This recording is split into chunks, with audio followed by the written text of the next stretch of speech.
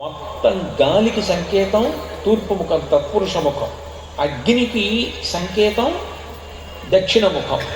ఆకాశానికి సంకేతం పైన 5వ ముఖం. అక్కడతో అయిపోతే వేరే విషయం. కేవలం పంచభూతములు మాత్రమే ఉండాలంటే శివలింగం చల్లగా ఉండాలి.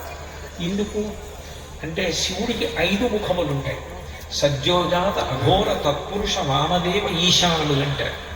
సజ్జాన్ని పెట్టేసినప్పుడు మాత్రం నంది శృంగాల్లోంచి చూడకూడదు, యథాప్రకారంగా చూడవచ్చు.